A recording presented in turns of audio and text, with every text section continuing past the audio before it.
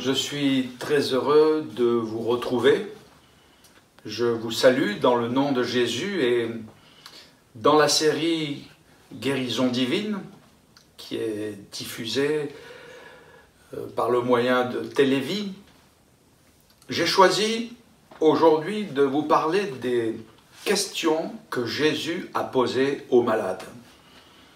Et en faisant le survol de ces questions dans l'Évangile, je vois qu'elles ne sont pas tellement nombreuses. Jamais Jésus n'a demandé aux malades de faire de l'introspection dans l'intérieur de leur vie. Jamais non plus Jésus n'a demandé aux malades de remonter dans leur passé comme s'il y avait des problèmes d'hérédité. Jamais Jésus ne l'a fait. Mais les questions que Jésus a posées aux malades, elles sont d'abord toutes simples. Elles ont pour but parfois de sensibiliser la réflexion et surtout elles font appel à la foi.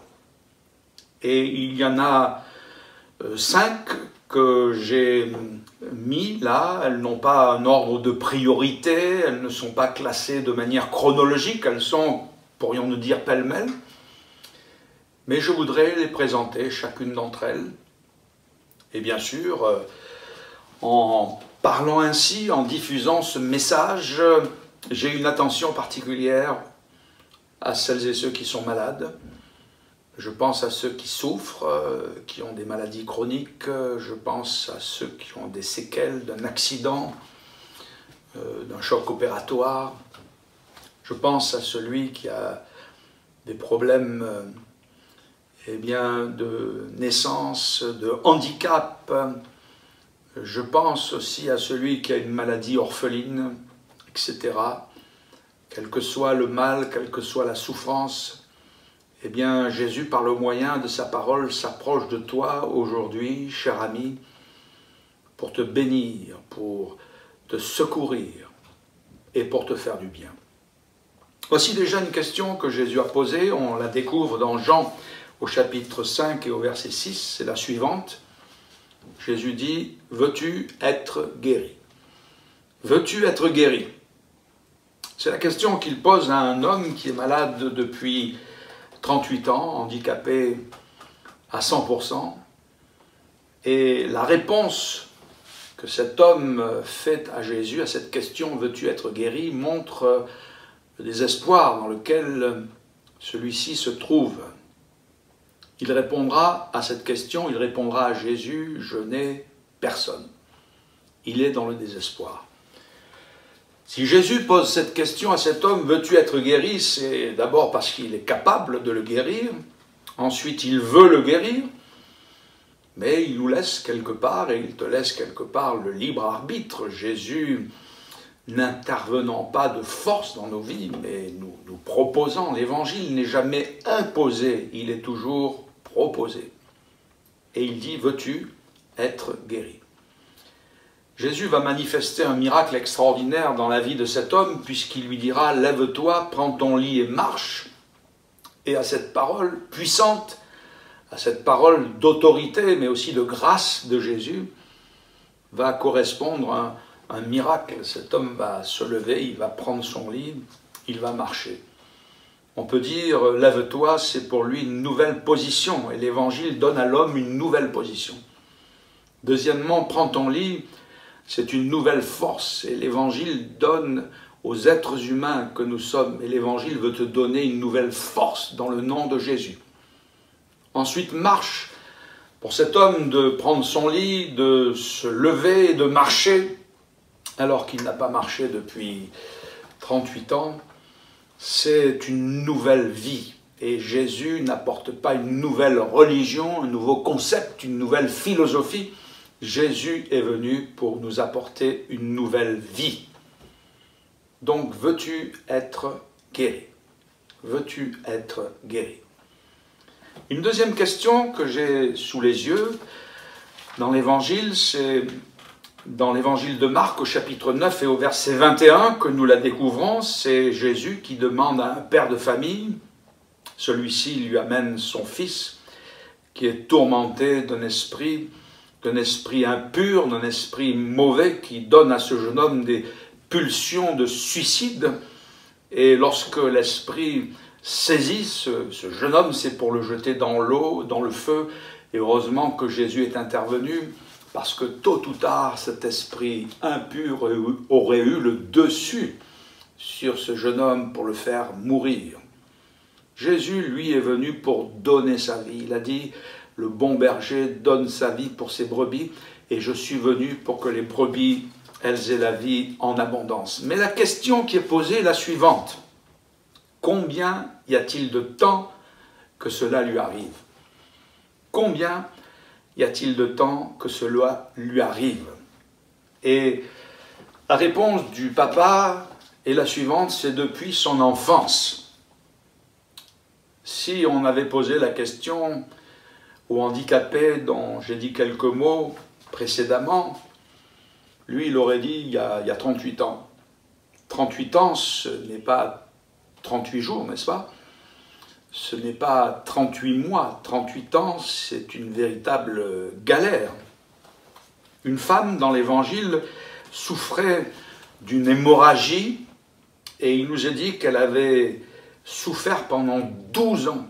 12 ans de souffrance, 12 ans de recherche infructueuse, 12 ans de dépenses, parce qu'elle avait dépensé tout son bien entre les mains de plusieurs médecins. Hélas, son mal était allé en empirant. 12 ans. Dans le livre des Actes des Apôtres, il est question d'un boiteux.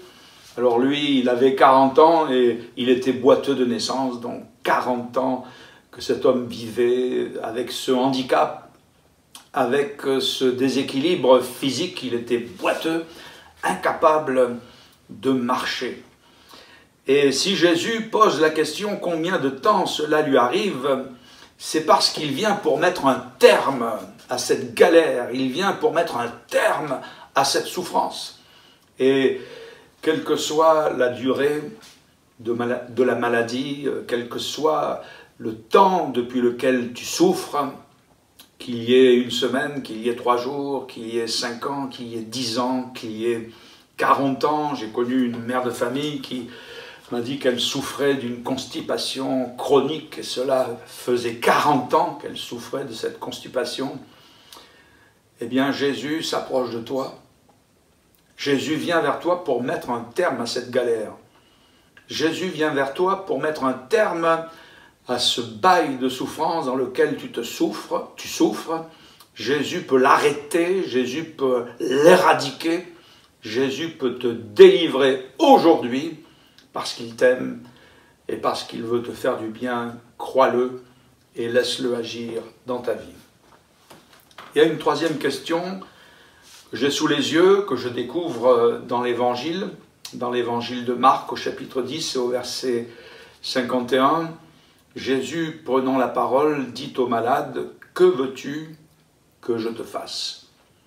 Que veux-tu que je te fasse? C'est à cet homme qui s'appelle Bartimée, qui est mendiant aveugle et qui a supplié Jésus de le guérir. Il a mis de côté la honte, il a mis de côté la crainte du qu'en dira-t-on, il a mis de côté la grandeur de son problème, car jamais on n'a entendu dire que quelqu'un n'ait ouvert les yeux d'un aveugle, n'est-ce pas, et d'un aveugle de naissance. Mais ce qui est impossible aux hommes, Jésus est venu nous rappeler que c'est possible à Dieu, et tout est possible à Dieu. Et alors que Bartimée est devant Jésus, après l'avoir supplié, « Jésus, fils de David, aie pitié de moi, Jésus, fils de David, aie pitié de moi », Jésus demande à Bartimée, « Que veux-tu que je te fasse ?» Et cette question, « Que veux-tu que je te fasse ?» exprime toute la grâce de Dieu. Alors que les hommes veulent au contraire faire quelque chose, alors que les hommes au contraire veulent sacrifier quelque chose, veulent payer quelque chose, faire une œuvre particulière. Et on comprend bien que lorsqu'on souffre, lorsqu'on est malade, eh bien, on ferait beaucoup de choses, on serait prêt à aller au bout du monde pour trouver sa santé. C'est peut-être ton cas aujourd'hui, toi qui souffres solitaire, toi qui n'as pas trouvé de solution à ton problème, toi qui n'as pas trouvé de guérison à ta maladie, à ta souffrance. Mais vois-tu, Jésus est devant toi aujourd'hui et par sa parole, il pose cette question, il te la pose. Que veux-tu que je te fasse? Et au travers de cette question, nous avons tout l'évangile qui est présenté.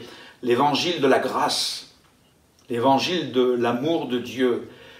Et cette grâce, on peut dire qu'elle trouve un point culminant à la croix du Calvaire où Jésus a sacrifié sa vie pour chacun d'entre nous. Le prophète nous dit que Jésus était blessé pour nos péchés, frappé pour nos iniquités. Et le châtiment qui est tombé sur Jésus, c'est le châtiment qui nous donne la paix. Par ses meurtrissures, par ses blessures, nous avons été guéris. Tu peux t'approcher de lui par le moyen de la foi et la grâce de Dieu en Jésus t'est proposée.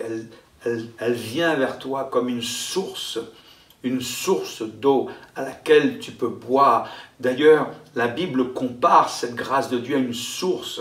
C'est une source de salut. La grâce de Dieu, c'est une source de salut pour tous les hommes. Et elle est une source de salut pour toi. Tu peux venir t'y abreuver. Tu peux venir boire, te désaltérer. Et tu verras ainsi dans ta vie la bonté et la miséricorde de Dieu.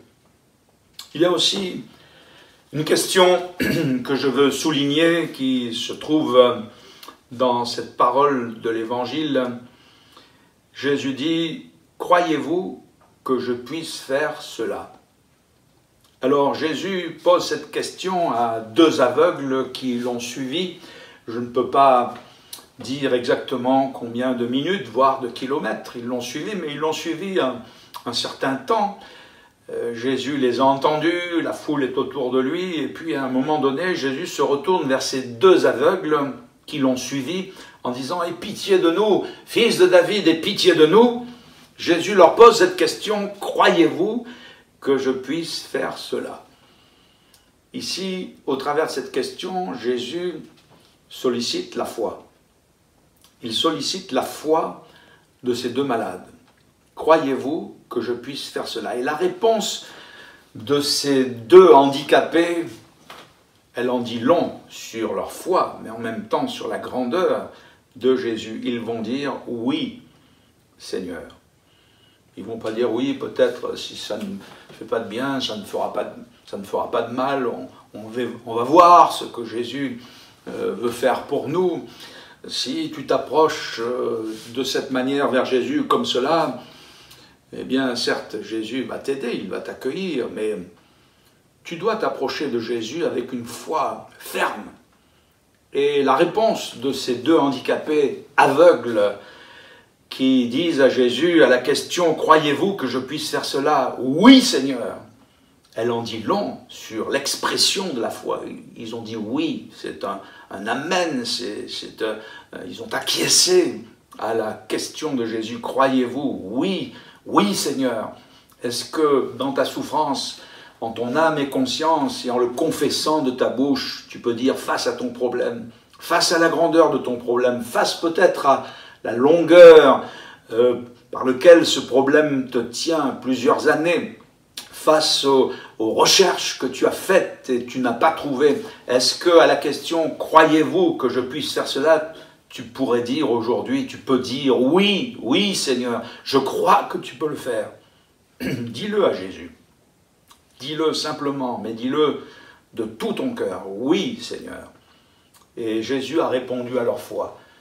Jésus leur a ouvert les yeux. Jésus n'a jamais dit si tu payes, il n'a jamais dit si tu sacrifies, il n'a jamais dit si tu fais telle ou telle prière spéciale, il n'a jamais dit si tu fais tel ou tel pèlerinage.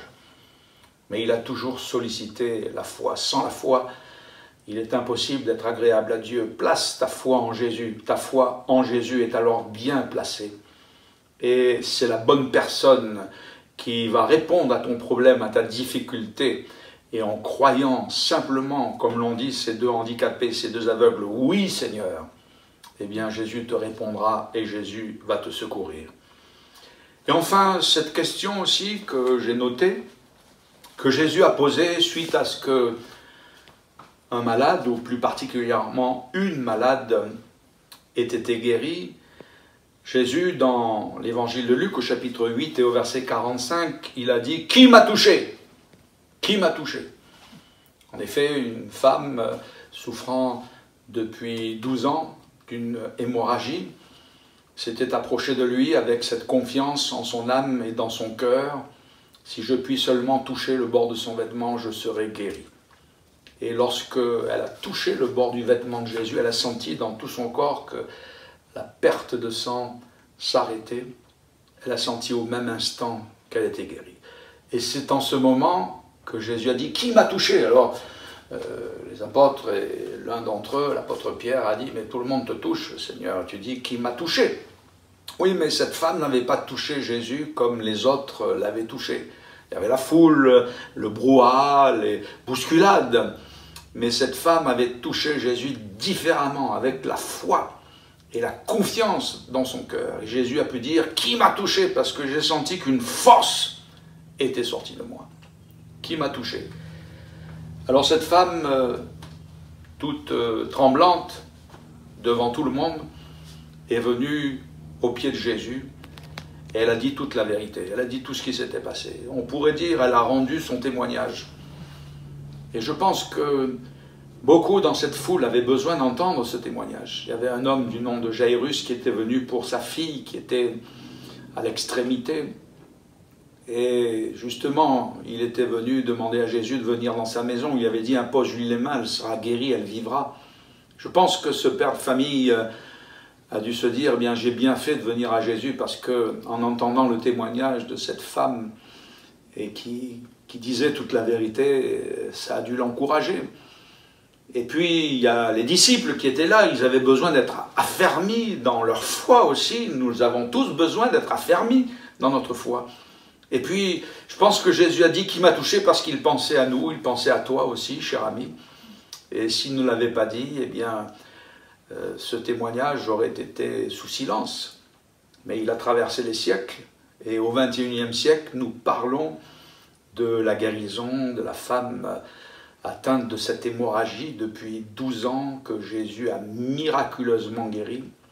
Qui m'a touché parce que Jésus veut que l'on raconte ses bienfaits. Jésus veut que l'on dise autour de soi ce qu'il a fait pour nous. Et Jésus veut te guérir. Ce n'est pas seulement pour que tu gardes, entre guillemets, cette guérison pour toi. Oui, tu vas en bénéficier parce que Jésus veut te la donner. Mais c'est pour qu'autour de toi, tu puisses dire ce que Jésus a fait, afin que d'autres puissent croire aussi, que d'autres soient bénis et que d'autres puissent voir dans leur vie la gloire de Dieu.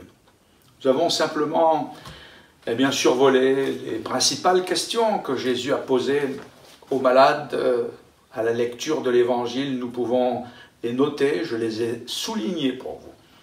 Et je souhaite que ces questions auxquelles tu peux répondre, ou alors sur lesquelles tu peux réfléchir, puissent t'encourager. En particulier, toi qui souffres, toi qui es malade, ou toi qui as un enfant malade, ou toi qui as un être cher malade. Beaucoup de personnes sont venues vers Jésus pour un enfant malade, ou bien pour une personne à laquelle ils étaient attachés.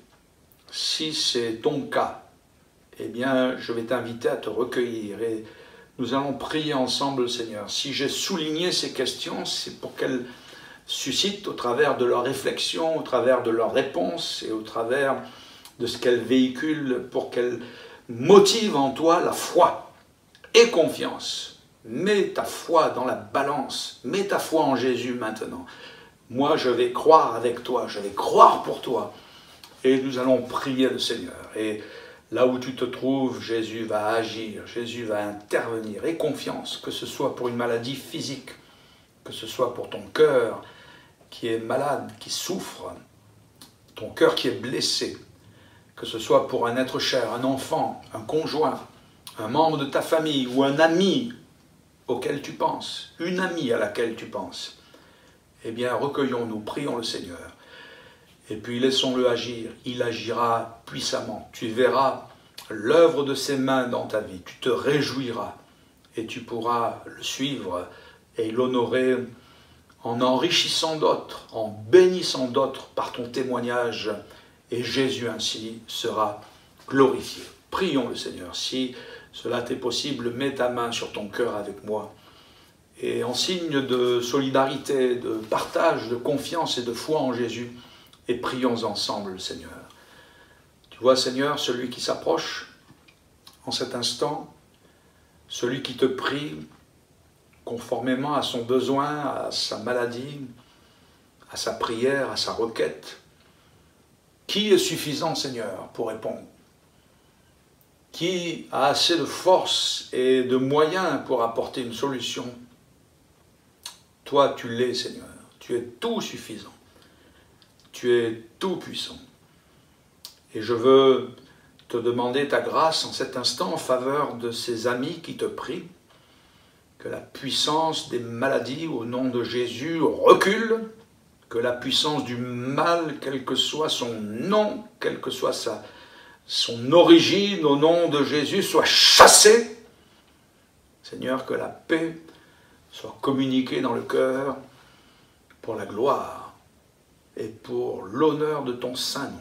Jésus, gloire te soit rendue. Amen. Si vous souhaitez davantage d'informations sur les programmes vidéo ou audio de la semaine, connectez-vous sur le site vie.re. Nous vous encourageons également à écouter les 2 radios chrétiennes de Lille, Radio Vie qui diffuse dans le nord, l'est et le sud, et RM9 qui diffuse dans l'ouest. Ces 2 radios diffusent également sur Internet. Vous pouvez également retrouver toutes les informations sur le site addréunion.fr, le site officiel des Assemblées de Dieu de la Réunion. Vous y trouverez tous les communiqués officiels, ainsi que les coordonnées des pasteurs de votre région. Vous y trouverez également les sujets de prière. Que Dieu vous bénisse et à très bientôt sur vie.re.